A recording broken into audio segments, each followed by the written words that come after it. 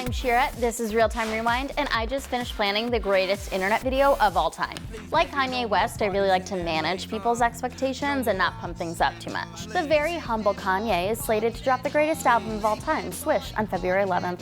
Special report, Louis Tomlinson confirmed on Saturday that he is now the father of a baby boy, prompting fans to imagine a possible 4 men and a baby franchise, a new Louis accessory for the next tour, and the inevitable freakouts when and if he posts pictures. So far, there's only been a baby emoji, but that's a first step. Yes, drama and excitement will always follow One Direction. Their former fifth member Zayn Malik announced his first single, Pillowtalk, which is out January 29th. Fan reaction was immediate and intense, as per usual, sending the track to the top of the trending 140. This Friday will be the greatest release date of all time, featuring Zayn's single, See As This Is Acting, and Charlie Puth's debut album, 9-Track Mind. Speaking of Charlie, we promised you a new segment this week, and here it is. I like to call it You Don't Know Me, facts you should know about trending 140 MVP, Mr. Charlie Puth. What's your favorite part of being from New Jersey? My favorite part of being from New Jersey is just like pork roll, egg, and cheese. You know what I'm talking about. I'm from New Jersey. Nobody has that. Every time I go into a bagel stop in California, they're like, what? You might think that this is actually a self-inflicted thing that I've done to my eyebrow here, but it's actually a scar. It's I got bit by a dog when I was 2. And you just heard the New Jersey come out because it said dog. It almost killed me actually, but now it's just a permanent scar. More intel from Charlie coming up, but first let's check in with his pal Selena Gomez. Fine, you can hang out with her, do whatever you want.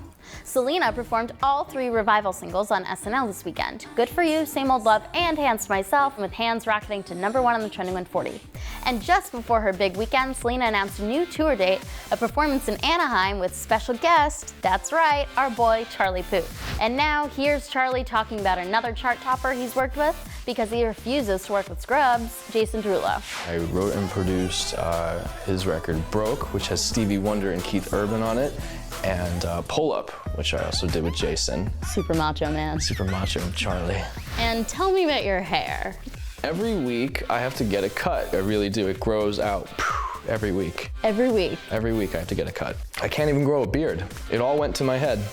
And finally, Macklemore and Ryan Lewis dropped a surprise song on Friday, White Privilege 2, which easily held the #1 spot for most of the day. It tackles the ongoing social issues surrounding cultural appropriation and the Black Lives Matter movement. The song calls out Elvis Presley, Miley Cyrus, and Iggy Azalea. Iggy responded on Twitter saying he shouldn't have spent the last 3 years having friendly combos and taking pictures together at events, etc., if those were his feelings. She said it just like that, only in an Australian accent. That's it for Real Time, and in our last installment of You Don't Know Me, Charlie tells you why he called his album 9-Track Mind. 9 rhymes with mine, so it's kind of cool. It kind of falls off the tongue pretty nicely. And I produced every record with the help of others, but I produced every record in my bedroom starting with 9 tracks, always on the computer. So 1 track for the piano and 8 tracks for my voice. 9 tracks. Call